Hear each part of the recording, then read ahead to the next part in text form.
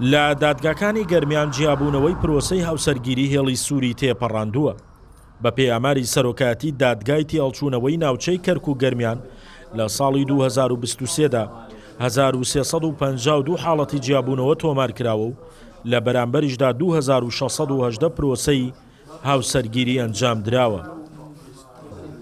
پارێزەر ئارام هیدایەت دەڵێت هۆکارەکان زۆرن بۆ جیابوونەوەی هاوسەرەکان لە یەکتری، وتیشی یەکێک لەو کەیسانەی لابووە کە سوکاری ژن و مێردەکە هۆکاری جیابوونەوەکە بووە. زروفەکە بە شێوەیەکی لێ هاتووە، هۆکارەکان زۆر بوون. بە نمونە ئێستا کەسێک لە بەردەسایە لە ساڵی 2023 لە بەردەسا بووە، ئەوە بووە کەوا مەسەن تەداخلاتی شخصی، تەداخلاتی کەسانی دەوروبەر هەردوو هاوسەرەکە پێکەوە، یعنی هیچ کێشەیەکیان نەبووە، ئەیانەوێ پێکەوە بژین، بەڵام کچەکە ئافرەتەکە ڕۆشتوت و ماڵی باوکی پیاوەکە ڕۆشتوت، پیاوەکە لە ماڵی خۆیە بووە، هیچ کێشەیەکیانەوە بۆ جیابوونەوە، بەڵام چی بووە تەداخلاتی کەسانی دەوروبەر بوو بۆەوەی کەوا ئەم کەسانە جیابوونەوە. حاڵەتەکانی جیابوونەوەی هاوسەران لەگەڵ یەکتری لە سنووری سەرۆکایەتی دادگای تێهەڵچوونەوەی ناوچەی کەرک و گەرمیان بەم شێوەیە پۆڵێن کراوە. لە سنووری دادگای باری کەسێتی کەلار 819 حاڵەت تۆمار کراوە، لە سنووری دادگای باری کەسێتی دەربەندیخان 216 حاڵەت و لە سنووری دادگای کفری 155 حاڵەت و لە سنووری دادگای ڕزگاری 137 حاڵەت و لە سنووری دادگای قۆرەتوو 37 حاڵەت تۆمار کراوە.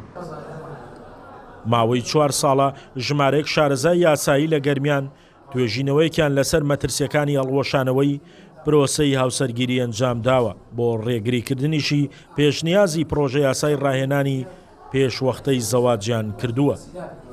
بریتە لە پرۆژەیەک بۆ هەموارکردنەوەی یاسای باری کەسێتی و دانانی ڕاهێنانی پێشوەختەی هاوسەران پێش ئەوەی داخلی پرۆسەی هاوسەرگیری بن، پێشنیارمان کە پێوتە ڕخسەر قیادەت الئوسرە، تەهیل و ڕاهێنانی دوو هاوسەر پێشەوەی بچنە پرۆسەی هاوسەرگیری. و ئەمە بۆچی گرنگە؟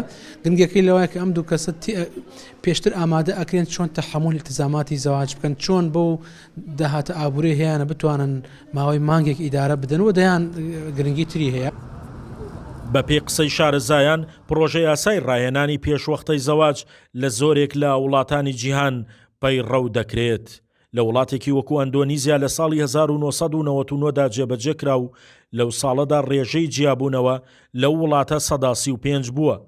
دوای ساڵێک لە جێبەجێکردنی یاساکە ئەو ڕێژەیە لە 108 دابەزینی بەخۆ بینیوە. شاخەوان محەممەد، کورسات نیوز، کەلار.